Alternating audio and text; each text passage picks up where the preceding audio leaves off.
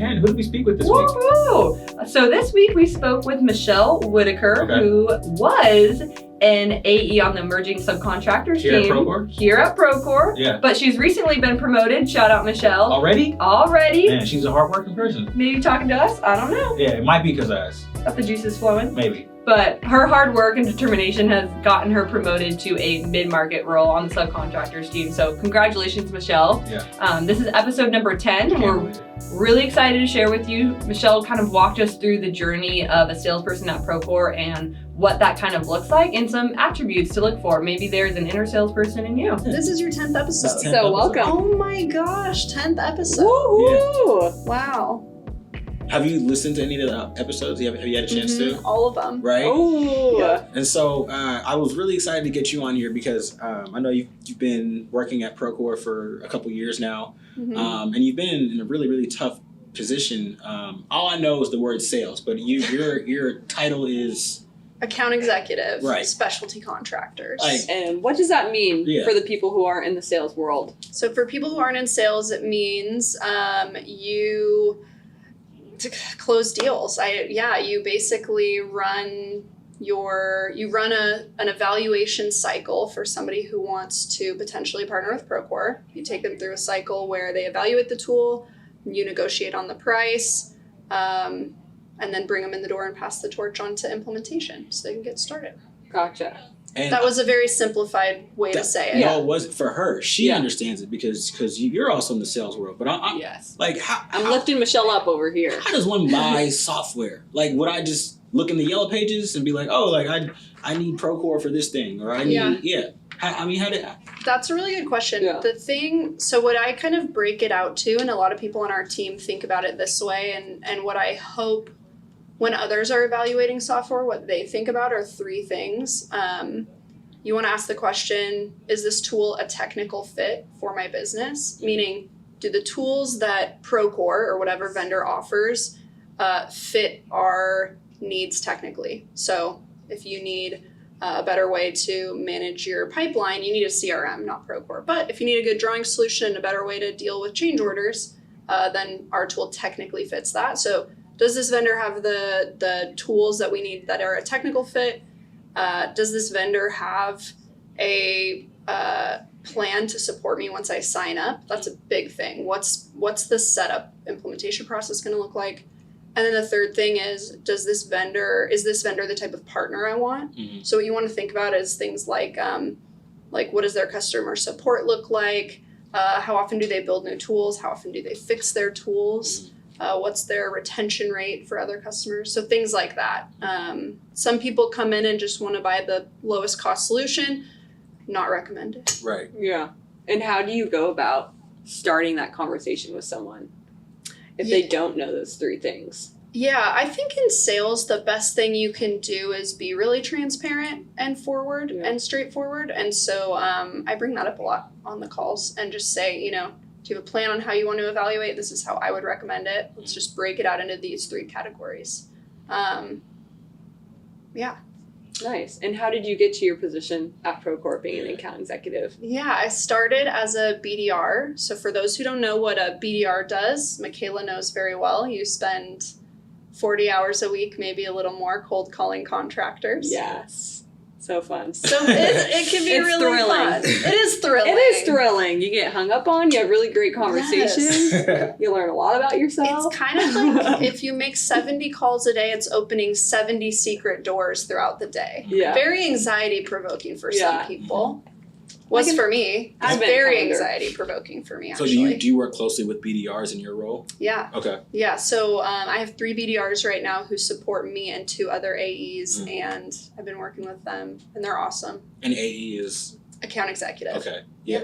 And then the BDR stands for Business development representative. okay. Yeah. So the life cycle is there would be some sort of intake from like marketing, right? And they kind of send that to the BDRs, and the BDRs would reach out to the potential customers, and then you would close deals? Sometimes. So Yeah, typically what sometimes. happens is there's either marketing events that Yeah. flag a BDR to, hey, call this person, Mhm. or the BDR, I have this awesome BDR, Marky. She's really good at identifying good fit companies and cold calling, just no marketing engagement whatsoever, but she'll find these companies, call everyone at the company, get a bunch of intel, work to set up a meeting with me, then that's when she'll pass it off to me.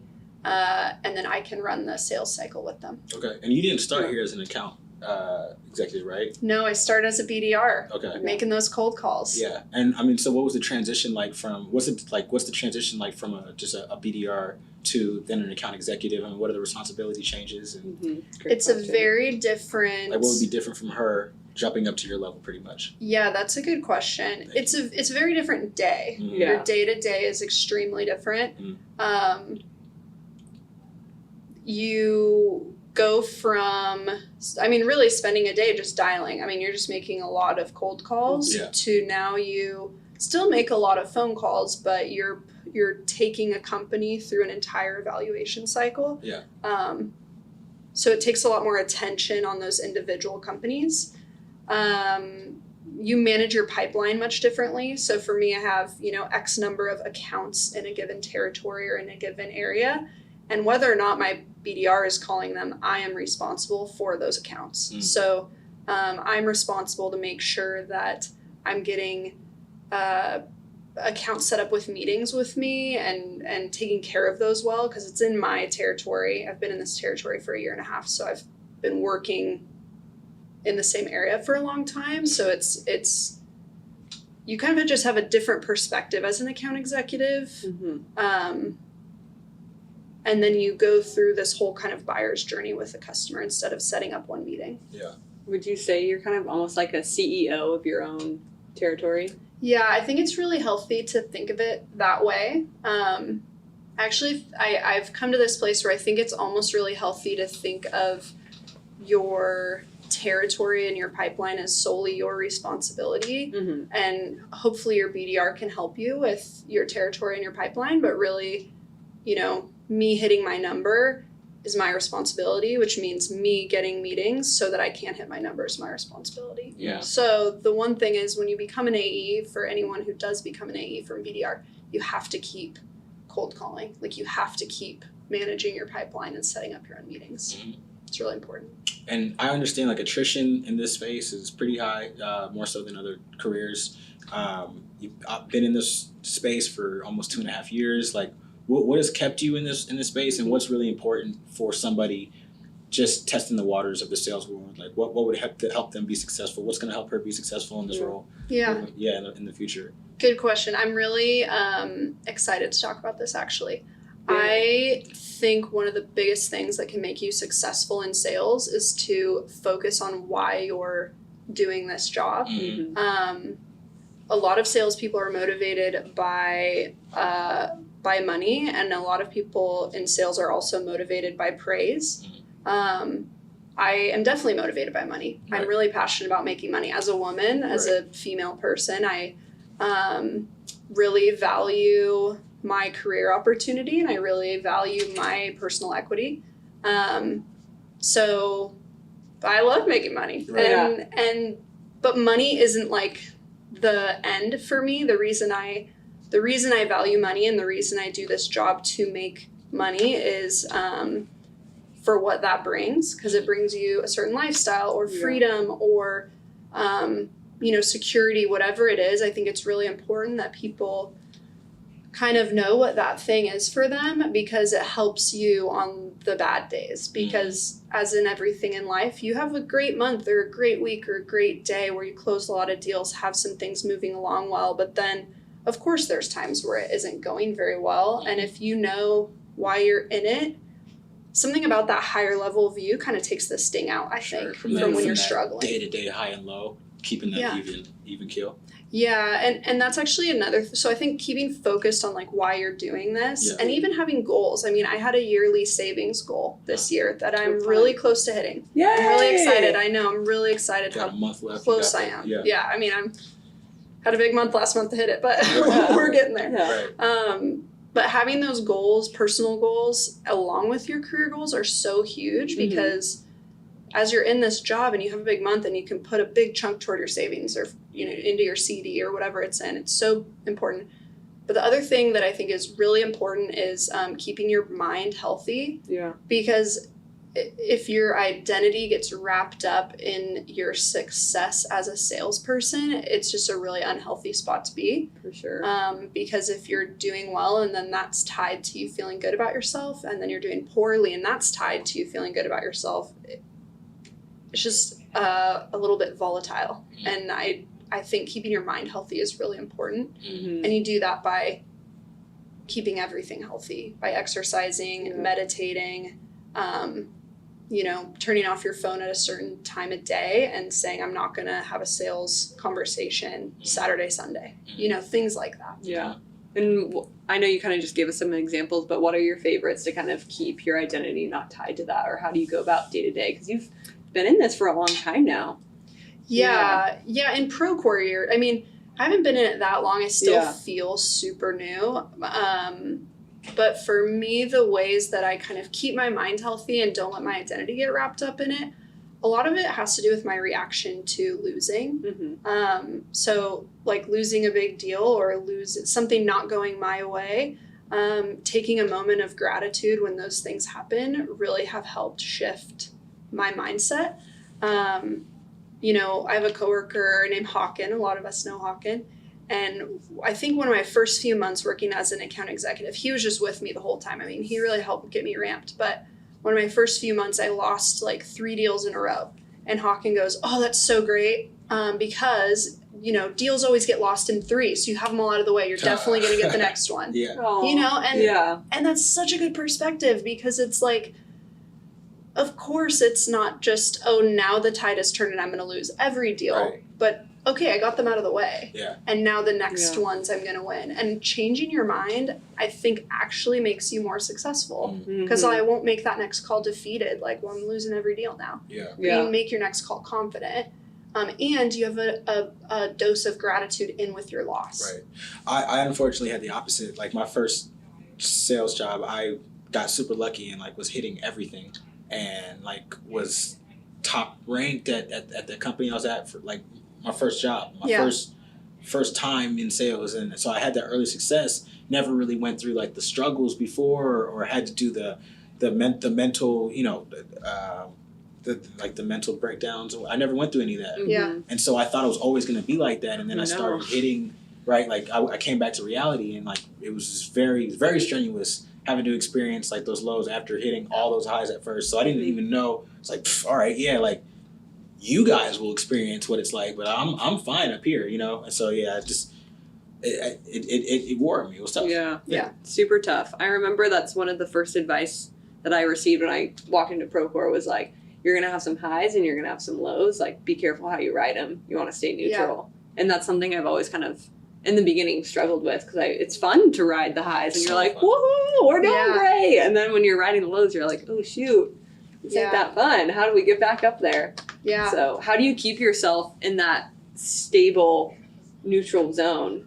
I think it's time. I think after you do it a while, I don't have nearly as much adrenaline now about closing deals or going into closing calls as I used to. It's a lot more methodical, because sales is an art, but it's also definitely a science, and it's kind of just math.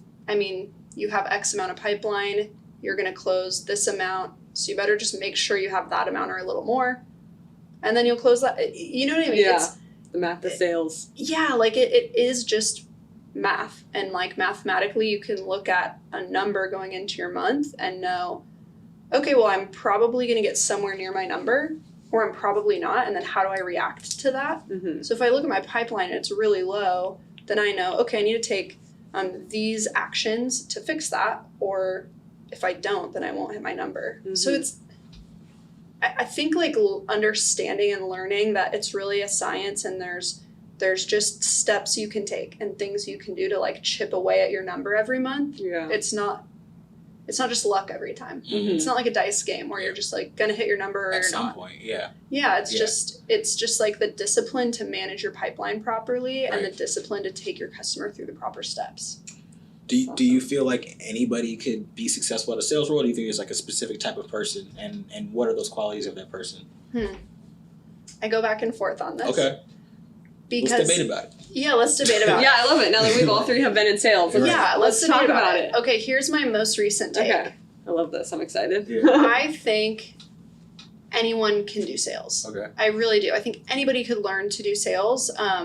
I think that being money motivated really helps. Mhm. It just does. I agree. I think being someone who can take a slice of humble pie and like really learn from other people and be super coachable is one of the most important things probably in any job, but especially in sales, because you're competing with everyone around you. And if you don't have the humility to look at the winners and copy them, like if you're too prideful to do that, I just don't think you'll be successful. Right. And then it's really just taking the actions. It's making a cold call that you're nervous to make. Like it's not this big huge thing you're doing. It's just taking one step at a time. And those steps are really hard to do. Making a cold call is terrible. It's a lot of people's like worst nightmare, right? Yeah, so true. But like if you just make the calls, Right. you're gonna get some interest. Yeah.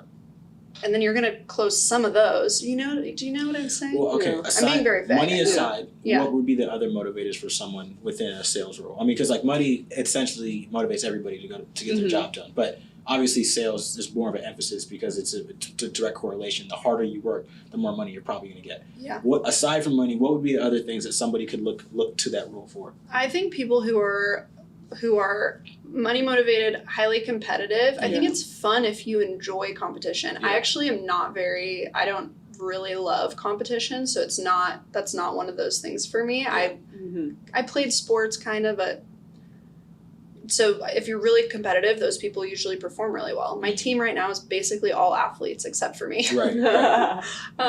Like college athletes, pretty much everybody. And then I also think salespeople who are successful do really like praise and are very motivated by achieving a goal and like hitting, you know what I mean? I guess that goes in with the competitive thing. Yeah, they either like to pat themselves on the back or get that validation from somewhere, right? From that Not achievement of validation, that but goal. Yeah. It's also like TBC. Do you guys know TBC? Uh-huh. Is my new husband, Thomas Bull oh Cecil. yeah. Woohoo. He, thank you very much. Yeah. He is super good at sales and he's a good negotiator. He's just good at the whole thing, but he is really, it's like a game to him. Like it doesn't really get in his mind so much. It doesn't affect him very much, but it's just like a game and he just likes playing the game. Yeah. So I just think if you're competitive, if you're money motivated, if you like hitting goals and reaching and achieving. What do you think? You think it's made for everybody, or do you think there's a certain? I think everyone can do it for sure, without a doubt. I think I agree with everything that Michelle said. I think a lot of it does have to do back with that mindset.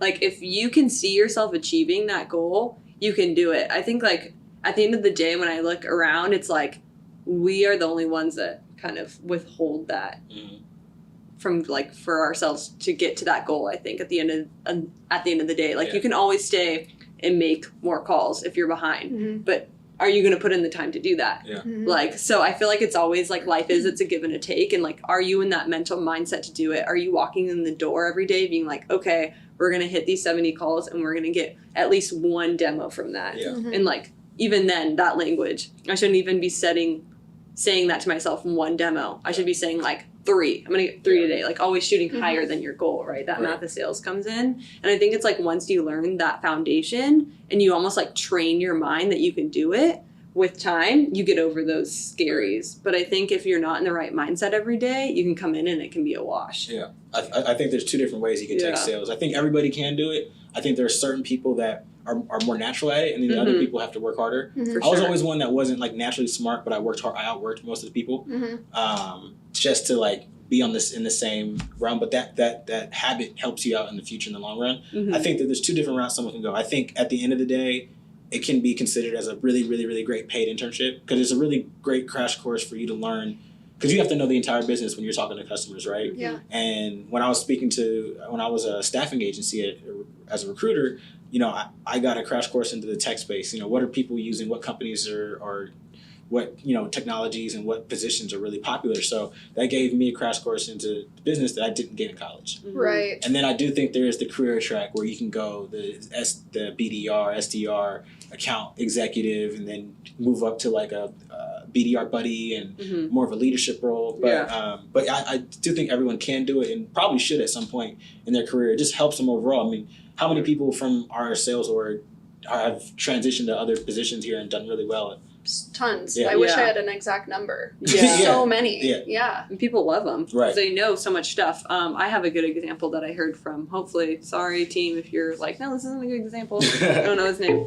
But someone on the product marketing team, I can't remember his name right now, so sorry. But he used to be a BDR, and he came in, and I've heard countless people on his team be like, oh yeah, he's been crushing it because he knew every aspect of the project and the whole sales cycle, and that's what you need as a product manager is you have to be able to tell the customer, oh no, we need this release dates, or I guess because Procore is your customer at that point, right? But I don't know, that maybe was not a great example, but I've heard he's just killing it because he knows everything about how Procore was built from start to finish and all the stuff that's around it and encompassing it. Because you have to know the product or any product that you're working on to be really successful at your role. So and then from before Procore, you were a launch specialist. Mm-hmm. What is a launch specialist, real quick? It's like an implementation specialist, basically, or manager. So basically, I worked at a company where we would sell websites. So a salesperson would sell a website, and then I was there kind of like a project manager. So I'd work with the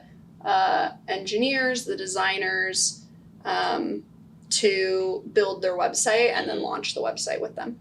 And before that, you were a youth and adult pastor. Where does that transition come from religion to technology?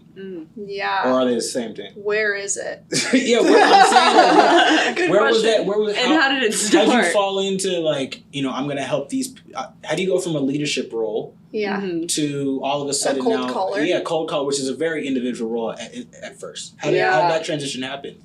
Wow. What to say about that? There's so much that goes into that shift and that career shift for me. I just decided that and kind of knew internally that it was time for me to shift out of working in the religious space and into doing anything else. And I had no idea what I wanted to do. I did that for 5 years out of college. So I just was 26, 27 and kind of starting all over. So I knew someone, I got a job at this company where I worked on the websites, and then my brother started working at Procore, was obsessed with Procore. I remember he came in, he's one of the hardest working people I've seen. He's extremely hard. 12 hours, this guy, And just obsessed with Procore. He used it as an end user. It was so crazy. I remember this so vividly. When he was working for a general contractor, he would come home after work and show me Procore on his phone. And I was like, I don't care. This app you got. I have no idea what this is. Whatever. And he loved it so much. And then he started working here, and he just, about 6 months after he came here, I flew down for an interview. I remember, He got me the interview. I interviewed here, and I was just amazed at the people who interviewed me. It was Brian, Tom, another manager who was here at the time. DMS interviewed me. That was a phone interview. But everybody just took so much care to interview me in a starting role, and I just felt valuable even being interviewed, which I couldn't believe. It was unlike anything I've ever experienced in a working environment.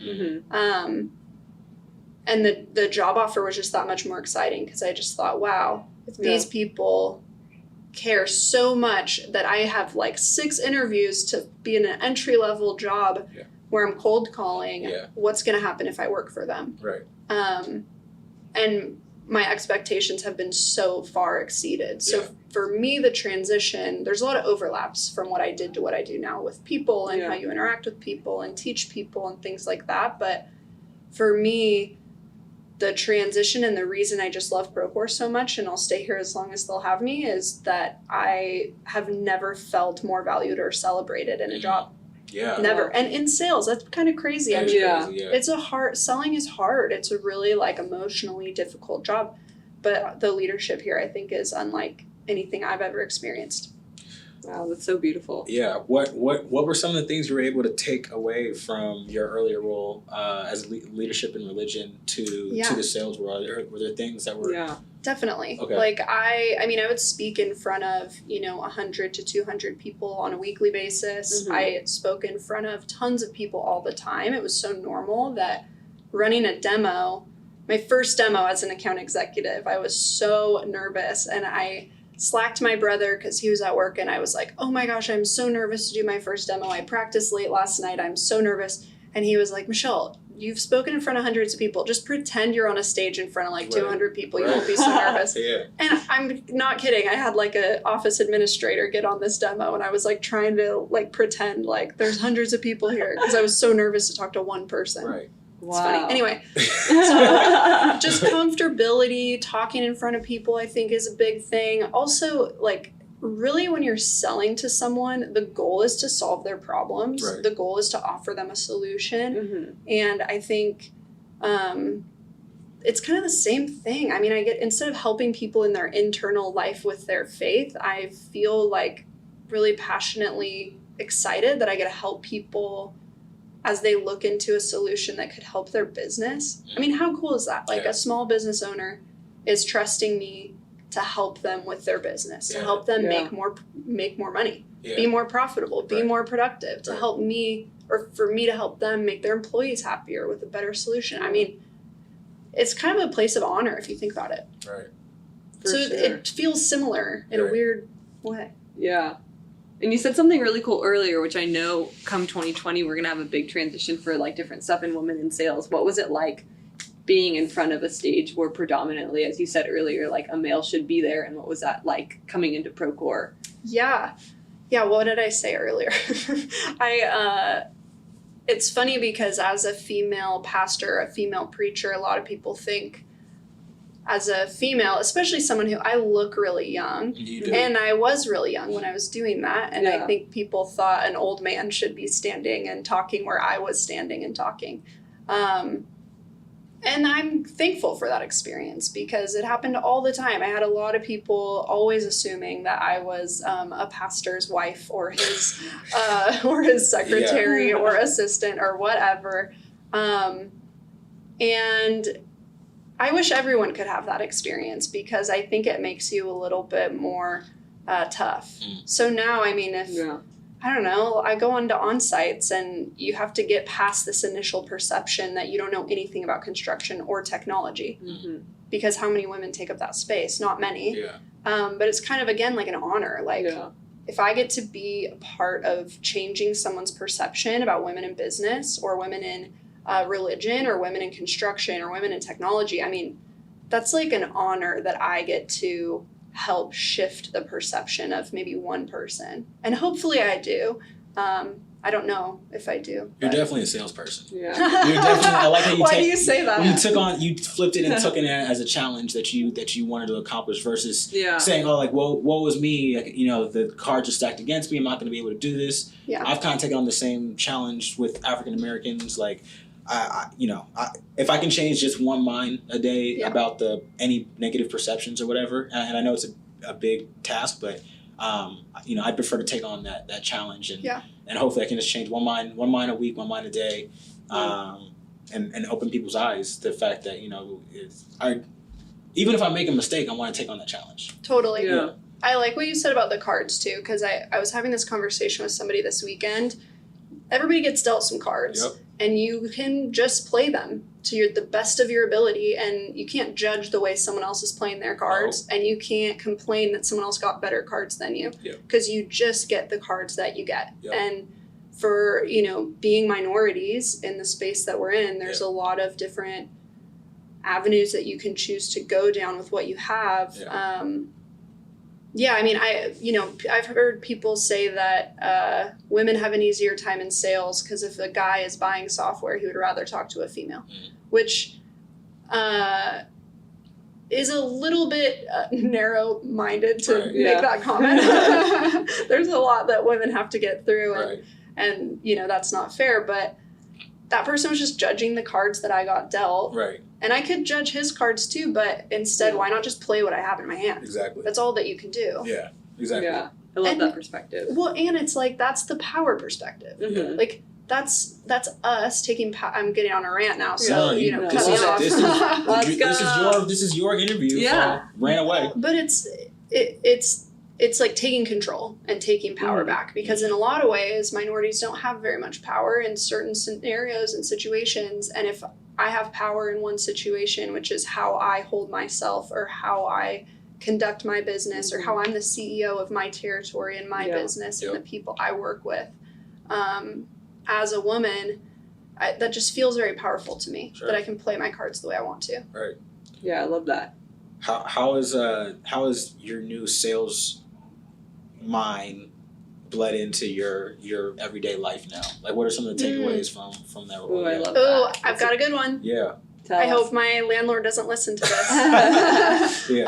I just renegotiated my rent. There you go. Ooh. Yeah, I was going to get a pretty large increase this year, Yeah. and I negotiated it down There you go. Nice. by a good amount. There I'm you not go. sure how much to You say. had that confidence from the role. Yeah, the confidence and the skills. I mean, before this job, I would have never negotiated Yeah. rent. I wouldn't have negotiated a salary. Yeah. I mean, here you don't, in sales here, you know, commission, whatever, you don't really do that. But Yeah. I just didn't know Yeah. how, Yeah. Yeah. and I know how. Yeah. Right. There's this book called, I always get the title wrong, but I Never read it Split all the time. Difference? No, great book, but Okay. Secrets of Power Negotiating. Ooh, I haven't read that yet. It's phenomenal, Okay. and anyone can use these tips in there, and it's really short chapters with one principle each, and anybody can pick Okay. it up and read and understand, and it's these little tools that you can use in your everyday life. Yeah. So that's one way I did it. I my rental agreement, what else? I've just I feel like I negotiate all the time now. Oh, my photographer and videographer for my wedding, Mm. a lot of wedding negotiating. Yeah. TBC did a good portion of that though. Is That's there awesome. Love on that note about the books, has there been people or books or you know, mottos or whatever that have helped inspire you or that have motivated you? Yeah, there's so much out there. Jeff Horn, I feel like, is the library of sales books. I mean, Yeah. he's always got a new book that he just hands you if you go into his office. So Yeah. he's a good person. But I would say that book, my top two would be that, The Secrets of Power Negotiating, with Jeff Horn recommended to me. Mm. And then the other one is The Lost Art of Closing. Mm. Is really, really good. I mean, even if you're thinking about going into an account executive role, that's a really good book to read. What did you like most about that book? It really takes you through the stages of a buyer's journey really well. Okay. Yeah, I mean, that's the whole intent of the book, is to take you through these stages of a buyer's journey where you, like I was thinking about this today, you have a conversation with someone and in your mind you're thinking, okay, are they committed to change Mm-hmm. or not yet? Because if we're not committed to change yet, then what my goal is right now on this call is to work with this person to uncover maybe the areas of growth that could take place in their business and how change will enable that growth, or stuff like that. Gotcha. Well, we come to the end. I usually ask like a little corny question at the end here. My fave. It's my favorite too. Yeah. So if you could go back 10 years, what is something you would tell 10 years younger Michelle? One message. You can think about it. You can think about it. I can edit all this out. The thinking part. Well, I've got like 4. Oh, well, let's hear 'em. Well, I was gonna make a joke and say, don't date anyone in college. Just be single and have fun. But no, that's not it. That's not it. Delete that. That's not it. No, that's going in there. I mean, that's true. Yeah. Yeah, I actually think if I could go back, it might be. This is gonna sound so like backwards and crazy, but I might have been to not go straight to college. I mean, 10 years ago, how old am I? I was about to be 20. Right. So I might have dropped out. I don't know. I think the best thing I've done career-wise, so we're talking about career and stuff. The best thing I've done was at 27 years old, taken an entry-level job as a cold caller. Yeah. Because look where it brought me. Right. Yeah. And it was really hard. That was one of the hardest years of my life. Yeah. And you Cold calling persevered. every day was incredibly difficult. For sure. Yeah. But like it brought me to this incredible place where I love my job, I love my team, I love the company I work for. I mean, I think starting over. So if I could tell myself something 10 years ago, maybe it would be to don't be scared to start over. Yeah. I'm so thankful that I did. Good. Well, Michelle, Love I that. appreciate your time. Thank you so much. Yeah, thanks Sorry for sharing. my rambles. No, thanks for That's what sharing this is for. all your nuggets. We Yeah. need them. The Okay. listeners need them. The listeners. The listeners- We need them. The listeners need them. All right. Yeah. Thank you. Thank you. Michelle.